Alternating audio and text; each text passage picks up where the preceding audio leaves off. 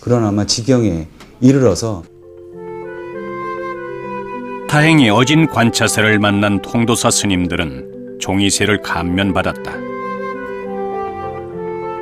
역대 주지 스님의 영정실에 관찰사의 초상화를 모셔두고 영세 불망비를 세운 것도 그런 이유에서다. 이처럼 한반도의 제지술은 스님들의 땀과 노동의 결실로 발전한 것이었다.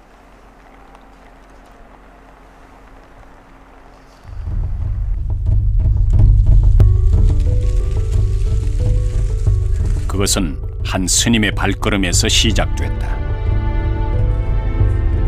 서기 372년 중국 전진의 스님이 국경을 넘어 고구려에 왔다. 불교 문명을 전하기 위해 전진의 왕이 보낸 공식 사절단이었다. 스님이 가져온 중국의 한역 불경은 고구려 왕실의 지원 아래 종이에 필사돼 널리 보급됐다.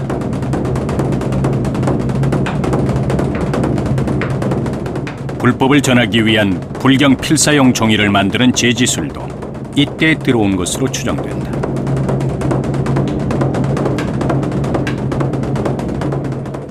이 경전들이 엄청난 내용을 목간이나 목책이라는 그런 아주 불편한 것에 기록을 해가지고 가져올 수는 없거든요.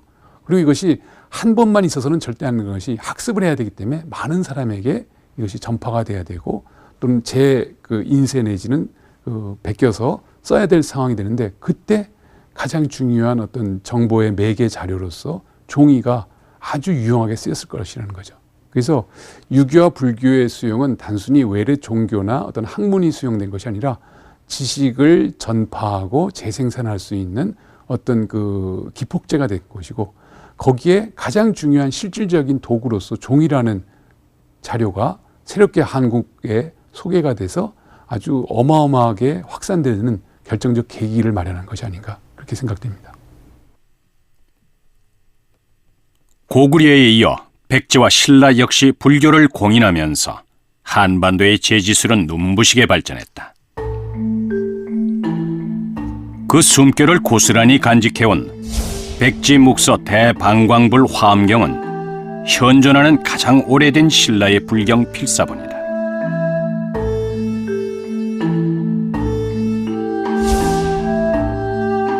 연기법사가 754년에 간행을 시작해 이듬해에 완성한 화엄경 필사본이었다. 필사본 끝에는 신라의 놀라운 제지술이 적혀 있었다. 향수까지 뿌려가며 닭나무를 키워서 만든 신라 고유의 닭종이 제지술이었다. 그 시기에 비슷한 시기에 중국에서는 그 원료를 갈아서 만들었어요. 그렇기 때문에 제가 그쯤에서 우리나라의 종이의 특징이 대개 7세기경에서 8세기경에는 우리나라 특징으로 된 그런 종이를 만들지 않았는가, 중국과 우리나라는 다르지 않았는가, 그렇게 이제 생각을 하는 거죠. 한반도 어디서나 잘 자라는 닭나무의 섬유질은 길고 질겨 종이의 원료로 적합하다. 중국의 제지술에 안주하지 않고 최고의 종이를 만들고자 했던 신라인들의 제지술 혁신이 한반도 고유의 닭종이를 탄생시킨 것이다.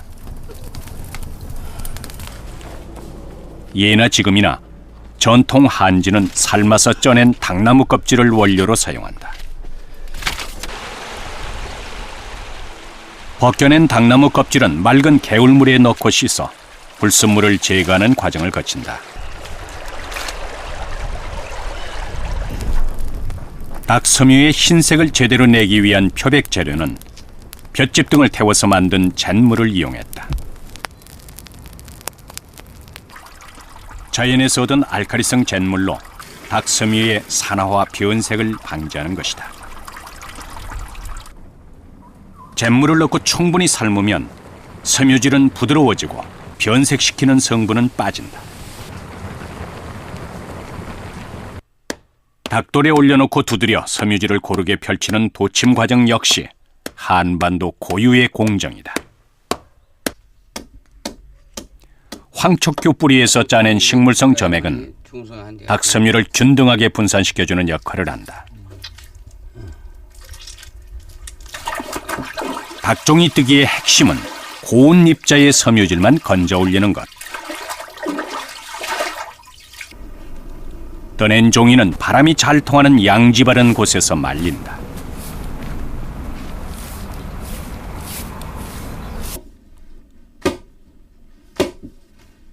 건조된 종이는 다시 디딜 방아와 다듬이 방망이로 두드려 구겨진 부분을 펴줘야 한다.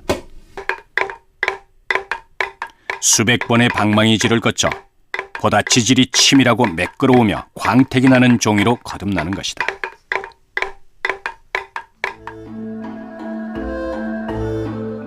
이렇게 해서 탄생한 희고 아름다운 닭종이의 품질은 예로부터 명성이 자자했다.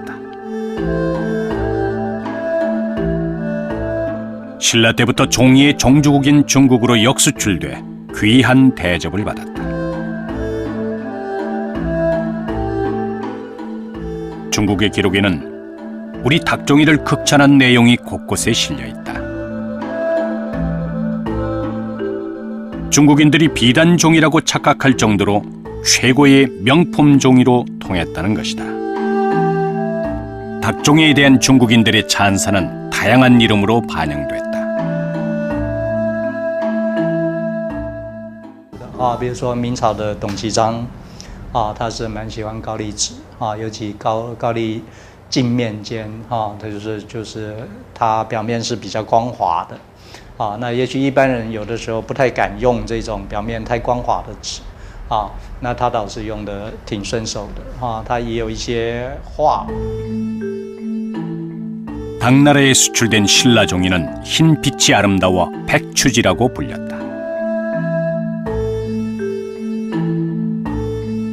서역으로 제지술이 전파될 무렵 한반도에선 이미 국제적인 명품 종이를 만든 것이다.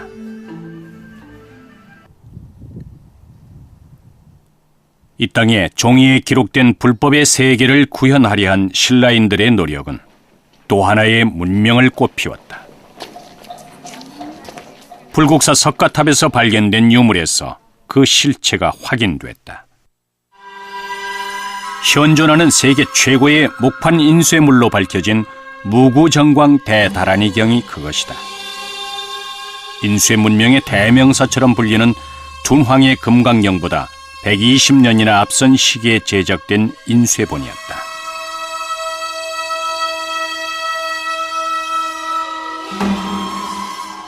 희고 질겨서 잘 찢어지지 않는 닭종이는 인쇄에 적합한 종이었다.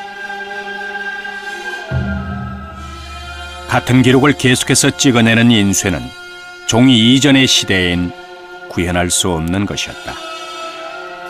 불법을 널리 전하고자 했던 신라인들은 불경을 한자 한자 목판에 새겨 닭종이에 찍어냈다. 불경의 대량 생산과 보급을 위한 노력이 인쇄술의 탄생을 이끌었다. 세계 문명권의 대부분이 아직 손으로 베껴 쓰는 수준에 머물러 있을 때 한반도에선 인쇄 문화 시대를 연 것이다.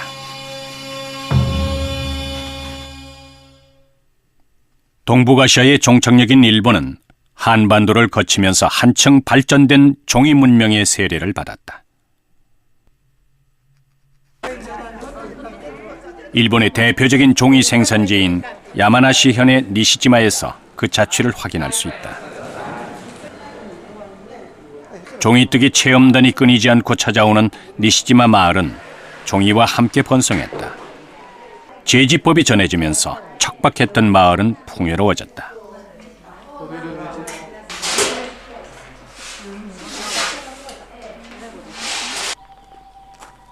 (13대째) 가업을 이어온 모치츠키 씨.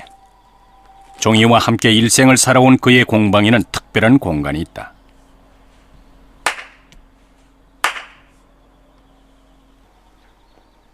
니시지마의 종이 문명을 가져다 준 세 분의 신위를 모신 사당이다.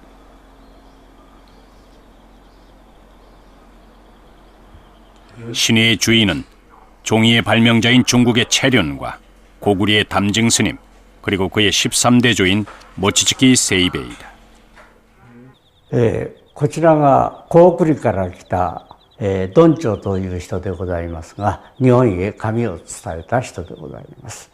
それからこちらがこの西島村へ紙を始めたという